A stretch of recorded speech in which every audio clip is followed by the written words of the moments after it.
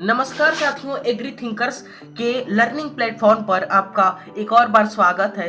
दोस्तों, जैसा कि आप लोग जानते हो, मैं इंटरमीडिएट एग्रीकल्चर की क्लासेस जो है वो आपको डेली प्रोवाइड करा रहा हूँ। उसी क्रम में आज हम देखेंगे कृषि रसायन विज्ञान जो आपकी 12th एग्रीकल्चर में पढ़ाई जाती है। उसमें एक वेरी मोस्ट इम्पॉर्टेंट टॉपिक है जिसका नाम है द्रव्य और उसका वर्गीकरण, यानी मैटर एंड इट्स क्लासिफिकेशन। इससे न ही सिर्फ बोर्ड परीक्षा में क्वेश्चंस आते हैं, बल्कि सारे जो एग्जाम्स हैं एग्रीकल्चर्स के और अदर भी, इसमें केमिस्ट्री का सिलेबस होता है, उसमें इससे क्वेश्चंस जरूर आते हैं। आपके यूपी कैटेट और सीयूईटी एग्रीकल्चर को इंक्लूड करते हैं। ठीक है, तो ये टॉपिक इसलिए आप लोग के लिए मोस्ट इम्पॉर्टेंट है। तो चलिए इसको हम स्टार्ट करते हैं। ये जो मेरा नोट्स है इसी से हम डिस्कस करेंगे, और जो नोट में नहीं होगा वो भी मैं आपको बताने की प्रयास करूंगा।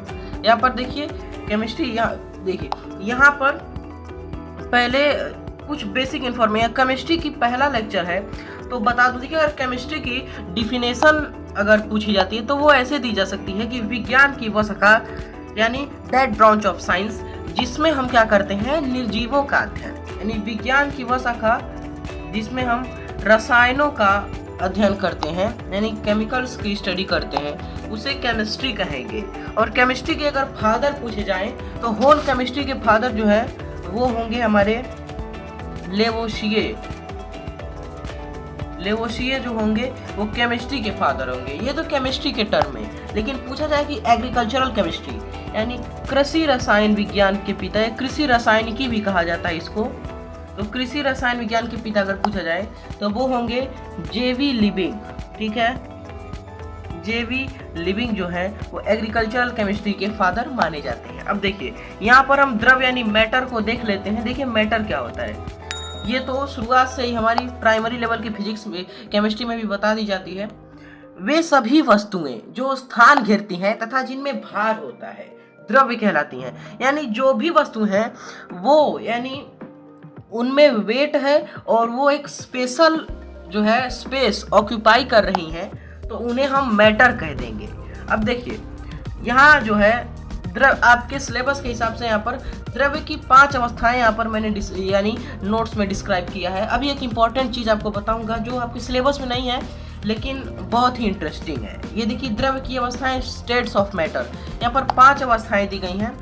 यहाँ पर है ठोस, यानी जिसको सॉलिड कहेंगे, और द्रव नहीं, तरल नहीं दोस्तों। यहाँ पर देखिए ये जो मैंने यहाँ पे तरल शब्द का प्रयोग किया है, ये आप तरल मत करिए, यहाँ पर आप लिखना द्रव, क्योंकि तरल जो होगा वो ठोस तथा द्रव के यानी जो मिक्सचर होता है उसे तरल कहा जाता है। यानी तो यहाँ पर आप लिखेंगे द्रव और इंग्लिश में लिक्विड, ये हो गया। उसके बाद से गैस को गैस ही कहते हैं या भाप कह सकते हैं, वेपर यानी प्लाज्मा। उसके बाद से है बीस यानी बोस-आइंस्टीन कंडेंसेट। ठीक है, अब ये देखिए यहाँ पर आपका ठोस, द्रव और गैस और यहाँ पे प्लाज्मा, इनको 4 फंडामेंटल स्टेट्स कहा जाता है। ठीक है, ये सभी, और बीईसी और प्लाज्मा ये दोनों अस्थायी है, यानी टेम्परेरी है। प्लाज्मा जैसे एक बहुत ही बड़ा यानी पिंड होता है प्रकाश का या एनर्जी का, उसी को प्लाज्मा, जैसे कि जो हमारा सन है वो हमारा प्लाज्मा के अंतर्गत आता है। और बोस-आइंस्टीन कंडेंसेट, इसको ज़्यादा जानने की जरूरत नहीं है, इसका बस नाम याद रखना कि ये भी होता है। अब ये चैप्टर खत्म होगा तो बहुत ही इंपॉर्टेंट चीज़ आपको बताऊंगा मैटर से जुड़ी, जो आपके सिलेबस में नहीं है लेकिन जाननी चाहिए आपको और इंटरेस्टिंग भी लगेगी। ये देखिए ठोस यानी सॉलिड, जिस द्रव्य का आकार और आयतन दोनों निश्चित होता है उसे ठोस कहते हैं। यानी उसका जो इस आकार है, यानी शेप भी निश्चित होगा और उसका आयतन भी निश्चित होगा। जैसे ये देखिए ठोस को आप ऐसे प्रदर्शित कर सकते हैं, ये एकदम पास जो है एकदम एक दूसरे से चिपके होते हैं, वो एकदम ठोस कहलाते हैं। ठीक है, इसके एग्जाम्पल में हम सोना, चांदी, लोहा, कुर्सी, ईंट, ऐसे भी आप और भी बना के लिख सकते हैं। अब देखिए द्रव यानी लिक्विड, जिस द्रव्य का आयतन निश्चित है किंतु आकार अनिश्चित होता है। देखिए दोस्तों, जो यानी अगर हम ले लें वाटर को, तो उसका आयतन जो है यानी उसका आयतन तो निश्चित है, लेकिन आप उसको जिस यानी पात्र में रखते हैं वो उसी का आकार ले लेता है, तो उसका आकार इस प्रकार से निश्चित नहीं होता है। अब 1 लीटर जल है तो वो 1 ही लीटर रहेगा, लेकिन जो अगर आप अलग अलग उसको यानी पॉट्स में रखते हैं तो अलग अलग वो आकार ले लेता है। इसके एग्जांपल में जल, चाय, दूध, शहद, पारा, ये सारी चीजें। देखिए गैस, इसी को भाप कह सकते हैं, और ये जिस द्रव्य का आकार और आयतन दोनों अनिश्चित होता है। ठीक है, यहाँ पे आकार जैसे जो हमारा जो भी गैसें होती है उनका ना ही आकार निश्चित होगा और ना ही आयतन निश्चित होगा। ठीक है, उदाहरण में देखिए जो भी गैसें हैं CHO, NPK, CA, MgS, सारी गैसों को आप यहाँ पर लिख सकते हैं। यहाँ पर 3 गैसें मैंने दिया हुआ है, ऑक्सीजन, हाइड्रोजन, नाइट्रोजन, फिर आप नाइट्रोजन, फास्फोरस, पोटास, कुछ भी लिख सकते हैं, जो भी गैस है। अब प्लाज्मा, इसके एग्जाम्पल में बस आप देख लें सूर्य होता है। ठीक है, अब विशेषताएं देखिए, यानी विशेषताएं यानी देखा जाए तो वही लक्षण है मैटर्स के। ये देखिए ठोस में इसके अणु जो है, अणुओं में कंपन होता है। अंतरा आणविक बल सबसे ज्यादा, अंतरा आणविक अवकाश सबसे कम।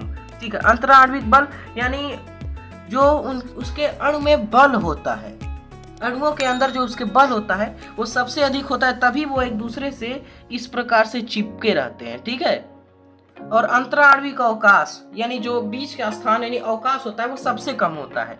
ठीक है, और इसके कण देखिए द्रव इस ठोस की अपेक्षा दूर दूर होते हैं, सही है, और इसमें अंतरा आणविक बल ठोस की अपेक्षा कम और अंतरा आणविक अवकाश ठोस की अपेक्षा ज्यादा, यानी जो इसके अणुओं के अंदर बल होगा वो ठोस की अपेक्षा कम होगा, क्योंकि द्रव जो है ये थोड़े थोड़े दूर रहते हैं। ठीक है, और अवकाश इसके बीच में ज्यादा होता है। और देखिए उसके बाद से गैस, इसके कण ठोस तथा द्रव की अपेक्षा सबसे दूर दूर होते हैं। गैस जो हमारा होगा वो ऐसे नहीं, ये देखिए गैस ऐसे रख सकते हैं, ये आपका गैस का एग्जांपल में आप कर सकते हैं, ऐसे होगा। ठीक है,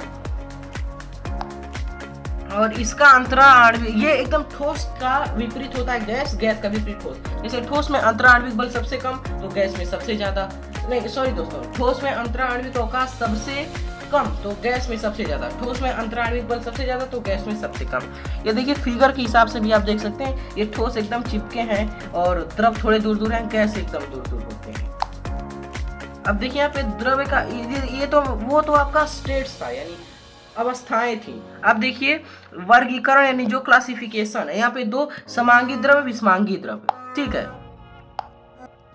यानी अब समांगी यानी ये होमोजीनस मिक्सचर और हेटेरोजीनस मिक्सचर, और विषमांगी द्रव्य को मिश्रण भी कह सकते हैं।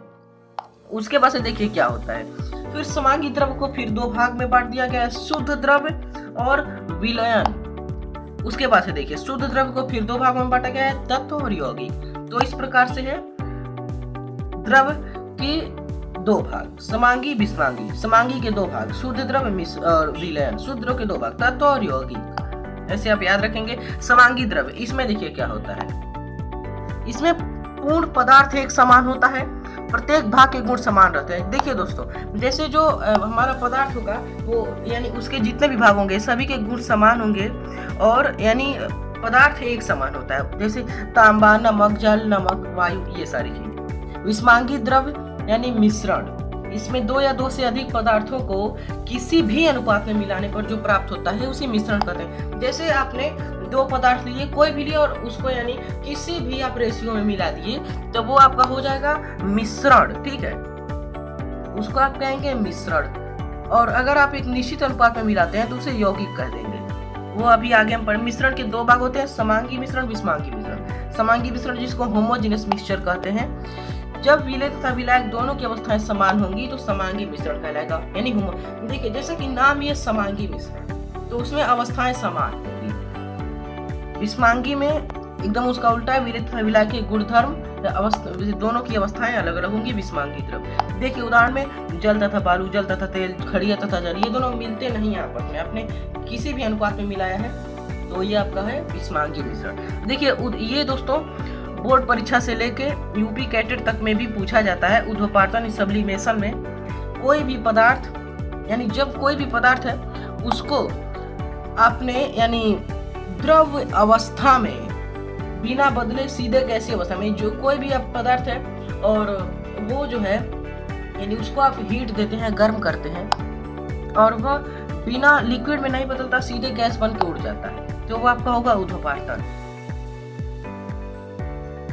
दोस्तों ये सबसे ज्यादा पूछा जाता है कि किन किन, ये आपको इंपॉर्टेंट है कि आप इसका एग्जाम्पल मोस्ट इंपॉर्टेंट है कि किस किस यानी पदार्थ में, तत्व में आपका ऊर्ध्वपातन सब्लिमेशन का गुण पाए। जैसे कपूर है, नौसादर है, नेप्थलीन है, आयोडीन है, इन सभी का सब्लिमेशन होता है।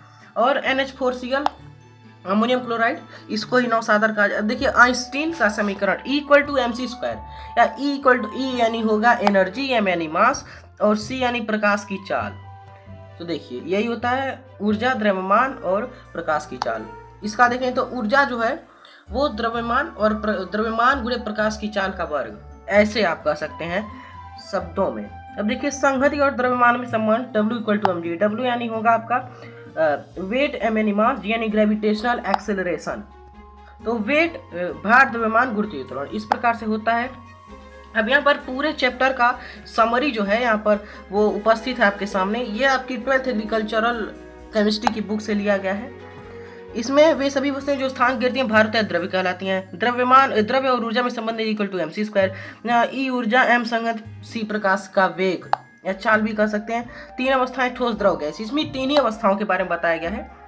अब देखिए अवस्थाओं के बारे में बहुत ही इंपॉर्टेंट चीज आपको बताता हूँ, वीडियो खत्म होने दीजिए। कुछ पदार्थ जो तीनों अवस्थाओं में होते हैं जैसे गंधक, फास्फोरस और जल। फिर पदार्थ 2 प्रकार के, समांगी, समांग में तांबा, वायु, जल, नमक, विषमांगी में बारूद, काष्ठ, पीतल इत्यादि। शुद्ध द्रव्य 2 प्रकार का होता है, तत्व और यौगिक। पृथ्वी की कुल परिमाण का लगभग आधा भाग ऑक्सीजन का और 1 भाग चौथा यानी सिलिकॉन का है। हमारा शरीर जो है 33 तत्वों से मिलकर बना होता है। ये इंपॉर्टेंट नहीं है लेकिन बहुत ही इंटरेस्टिंग है। फिर तत्व वह पदार्थ है, यानी तत्व वह पदार्थ है जो किसी भी रासायनिक विधि से अपने सरल अवयवों में विभाजित नहीं किया जा सकता है। वास्तव में तत्व प्रकृति का मूल पदार्थ है और उसमें एक ही प्रकार का द्रव्य होता है। देखिए यौगिक वह पदार्थ है जो 2 या 2 से अधिक तत्वों को निश्चित अनुपात में मिलकर, ये मैंने बताया निश्चित अनुपात में मिलाओगे यौगिक बनेगा, किसी भी अनुपात में मिलाओगे तो मिश्रण बनेगा। और देखिए मिश्रण पदार्थ जो किसी, देखिए परस्पर किसी भी अनुपात में मिलाने पर ऑक्सीजन, ब्रोमीन, सोना, पारा आदि तत्वों के ब्लीचिंग पाउडर, धावन सोडा, फिटकरी आदि यौगिक और बारूद, दूध, पीतल आदि मिश्रण के उदाहरण है। अब देखिए जो मैं इंपॉर्टेंट चीज की बात कर रहा था वो आपको बताता हूँ। देखिए आपके सिलेबस के अनुसार यहाँ पे ज्यादा से ज्यादा 5 ही आपको पढ़ाए जाते हैं स्टेट्स ऑफ मैटर। अब देखिए सुनिए मेरी बात। अब यहाँ पर आज के समय में वैज्ञानिकों में जो 22 स्टेट्स ऑफ मैटर को डिस्कवर कर लिया है, यानी साइंटिस्ट ने 22 द्रव्य की अवस्थाओं को डिस्कवर किया है। जैसा कि 5 इस वीडियो में मैंने आपको बताया, सॉलिड, लिक्विड, गैस, प्लाज्मा और बोस-आइंस्टीन कंडेंसेट। इसके देखिए, और प्लाज्मा के बारे में एक और बात बताऊं तो जो साइंटिस्ट थे विलियम क्रूक्स, इन्होंने जो है वर्ष 1879 में अपना एक्सपेरिमेंट किया था। जो विलियम क्रूक्स थे उन्होंने एक्सपेरिमेंट किया था 1879 या 1779, यही साल था, 79 था लेकिन 1700-1800 में कोई वर्ष था, तो वो आपके सिलेबस में नहीं है। और उन्होंने प्लाज्मा की खोज की थी। अब देखिए इसके अलावा अभी 2 साल पहले ही वैज्ञानिकों ने एक और अवस्था का डिस्कवर किया है पदार्थ की, जो हमारा होता है, जिसका नाम है क्वांटम स्प्लेन लिक्विड। यहाँ पर उसके बाद से जो हम देखें तो हमारी 22 जो होते हैं तत्व की अवस्थाएं, वो इंपॉर्टेंट। अभी विकिपीडिया पेज का लिंक मैं डिस्क्रिप्शन सेक्शन में पेस्ट करूंगा, उसको आप जाके पूरा पढ़ सकते हैं। देखिए solid, liquid, gas, plasma, BC। उसके अलावा हमारा होता है, जैसे एग्जांपल बताऊं तो ड्रॉपलेटन होता है, सुपर क्रिटिकल फ्लूइड होता है, और देखिए तो ड्रॉपलेटन होता है, सुपर क्रिटिकल फ्लूइड होता है, डीजनरेट मैटर होता है, और उसके बाद से हमारा सुपर सॉलिड होता है, सुपर मैटर होता है, सुपर फ्लूइड होता है, और हमारे जैसे टाइम क्रिस्टल होता है। ऐसे ऐसे करके 22 अवस्थाएं होती हैं। तो वो मैं विकिपीडिया पेज का एक लिंक दूंगा, उसको आप पढ़ेंगे, आपको इंटरेस्टिंग लगेगा। और ये जो 4 हैं, सॉलिड, लिक्विड, गैस, प्लाज्मा, ये हमारी फंडामेंटल स्टेट्स हैं और उनको भी काफ़ी सारी, जैसे एक होता है हमारा वेरी हाई टेम्परेचर स्टेट्स, फिर हाई टेम्परेचर स्टेट्स, फिर हमारा होता है लो टेम्परेचर स्टेट, फिर हमारा नॉन क्लासिकल स्टेट और other purpose states, fundamental states, ऐसे करके काफ़ी सारे होते हैं। वो विकिपीडिया पेज का लिंक दूंगा, आप उसको पढ़ेंगे, आपको इंटरेस्टिंग लगेगा। वो सिलेबस में नहीं है लेकिन जानना चाहिए, इंपॉर्टेंट है। ठीक है, तो अगले वीडियो में मिल लेते हैं। Thanks for watching.